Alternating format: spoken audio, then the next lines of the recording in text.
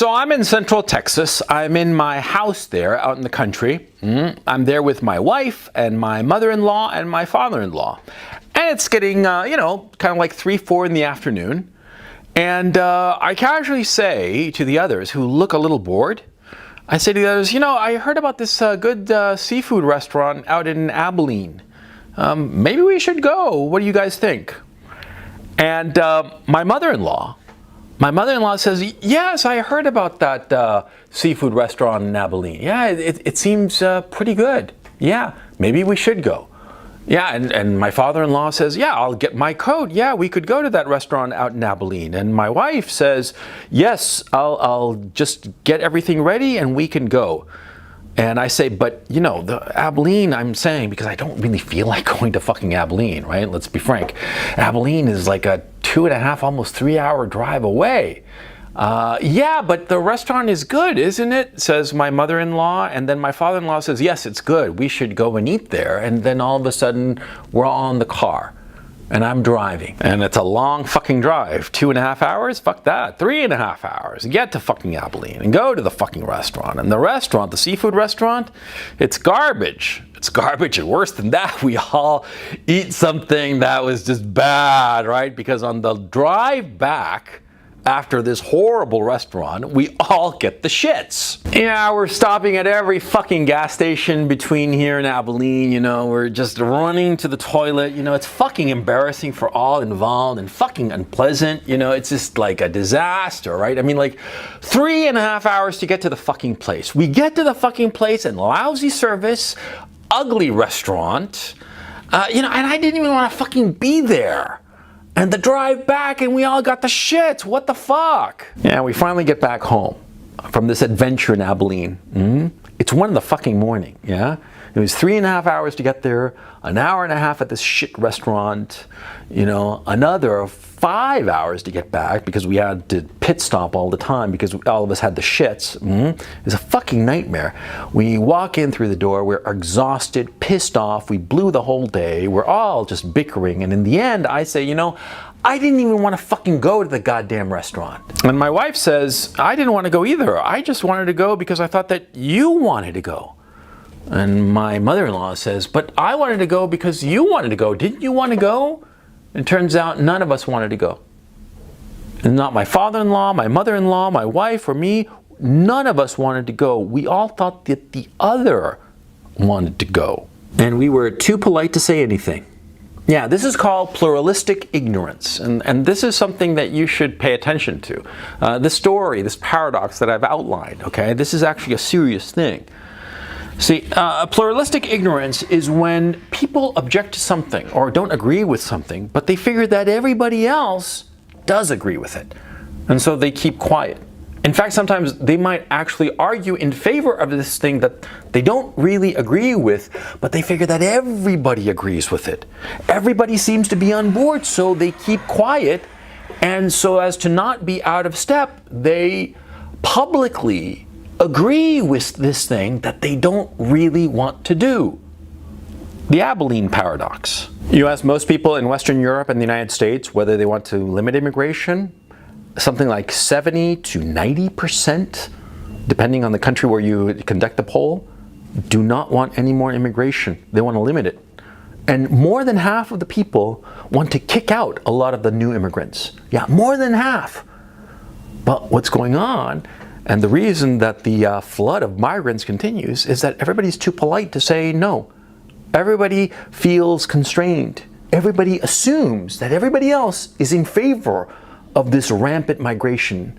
And so nobody says anything. To my way of thinking, it's a function of politeness. We in the West are too fucking polite. We're unwilling to speak our mind and say, no, I don't want this. I don't want my kindergarten age kid to learn about transsexuality and other adult sexual issues. No, because my kid is in kindergarten. The kid is 5, 6 years old. It's not right to be teaching him this shit. He doesn't even know what the fuck sex is. He doesn't know where babies come from. He practically thinks that they arrive like with Santa Claus in a box or some shit like that because he's 5, right? We all think that, and yet we're too polite to say it. And so what happens is that we all assume that everybody else is in favor of pushing all kinds of nonsense in our society that affects all of us. We think that everybody is in favor of it when no one is in favor of it. And the trap is that we all think that everybody else is in favor of it. And there's that other pernicious problem, is that in order to fit in, we claim that we're in favor of it, even when we're really not. Pluralistic ignorance, the Abilene paradox. People say that they want to eat at the seafood restaurant in Abilene, and they insist on it because they don't want to be out and out of step. I mean, think of it. You're there with your mother-in-law and your father-in-law, and it seems as if they want to go to this fucking restaurant. What are you going to do? No, I don't want to go? No, you're like, okay, yeah, I mean, if you guys want to go, let's go, you know? Of course, because you want to, it's not that you want to be compliant, it's not that you're weak, you just want to get along, especially with the people around you. You want to get along with the people around you, and so you shut your mouth as to what you actually want. And instead of saying what you actually want, you agree to something that you know is going to be a fucking disaster. Mass immigration, the transsexuality, you know, all of these foreign wars and whatnot, all this military adventurism that's going on, all of these ridiculous stimulus checks and basically money printing in order to make people happy. Nobody's in favor of this. No one is in favor of it. But all of us are too fucking polite to speak our minds. And that's the problem that we are having. We are too fucking polite. And we have to stop being polite. We have to say, no, we don't want this because this is a horrible idea. We have to stand up and say, to go to Abilene, to the crappy seafood restaurant in Abilene is going to be a fucking disaster. And I don't want to go. I don't even fucking like seafood. We have to stand up and say no. But we're too polite. And more to the point, certain people realize we're too polite. And they manipulate the zeitgeist to make it impossible for us to disagree. Oh, you're against teaching about transsexuality to kindergarten kids? Oh, you're a transphobe. Is that what you are? You're a transphobe? Nobody wants to be called a transphobe. Nobody wants to be called a racist. Nobody wants to be called any of these other isms or ists that are so detrimental to our social standing and indeed to our livelihood. No, of course not. You get called a racist, you're fucked. You're going to lose your job, your business. I mean, you're up shit's creek. So of course you don't want to be called a racist. Of course you don't want to be called a transphobe. That's how you keep your mouth shut. When you shouldn't. When it's outrageous.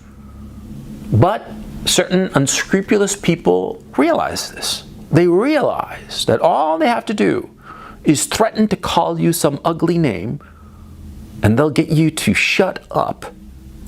They'll get you to not speak your mind. They'll use your politeness and your fear against you. There's that saying that for evil to triumph, good men have to keep quiet, or some shit like that. I always forget the exact saying, but you know what I'm talking about, right?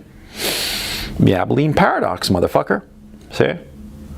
By not speaking up, you're allowing your whole society, the whole social group around you, where you live, all the people around you, to pursue some goal which is to your detriment, which you do not want.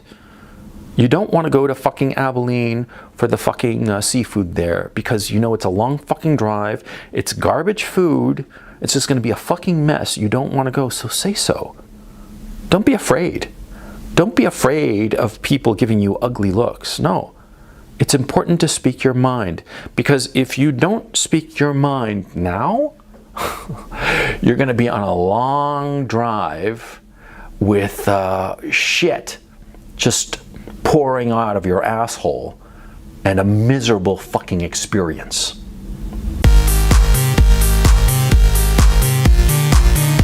Thank you so much for watching this video. I hope you enjoyed my content, and if you did, please check out my Patreon channel. Link is in the description below. I put out an extra video on Patreon that you can't find anywhere else because it's a bit too hot for YouTube.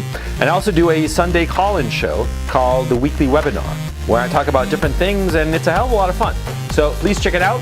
Thank you so much, and I will catch you next time.